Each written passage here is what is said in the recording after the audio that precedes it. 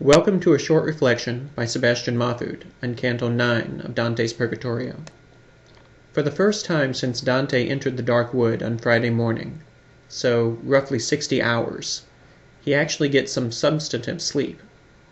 It's now Sunday evening, Easter Sunday, the year 1300, and he's only been unconscious twice. Once when he swooned crossing Acheron, and another time soon after, when he swooned upon hearing Francesca's tale of woe in the second circle. While he's asleep, he has a dream of a golden eagle, who swoops down upon him and snatches him up. The eagle is really St. Lucia, the symbol of divine light about whom Virgil has already spoken in the second canto of the Inferno. "There is a lady in heaven," Virgil had said, "who called Lucia to her wish and mercy, saying, 'Thy faithful one is sorely pressed. In his distresses I commend him to thee.' Lucia, that soul of light and foe of all cruelty, went immediately to Beatrice, whereupon Beatrice immediately went to Virgil." Here, then, is St. Lucia, continuing to fulfill Mary's command by bearing Dante's weight in carrying him up to the gate. Dante awakens as soon as St. Lucia departs, and learns who it was who had carried him that far. He then climbs a little higher and sees the angel guardian of the gate of Purgatory, effectively the gate of Paradise. There are no other gates higher than this one, and when one reaches Purgatory, one has entered heaven. There's an overlap, then, of Purgatory and heaven, in that until one crosses the river Unori, one has yet to undergo purification for the expiation of sin, to make oneself pure, perfect, and ready for the stars. The first step of that is to confront the angel at the gate, and humbly ask permission to enter.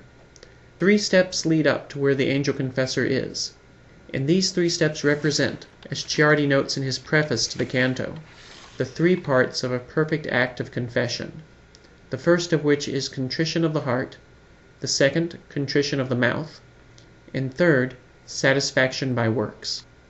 After Dante has begged in mercy's name to be let in, the angel takes the sword and carves 7 P's into Dante's forehead, each P representing one of the 7 deadly sins.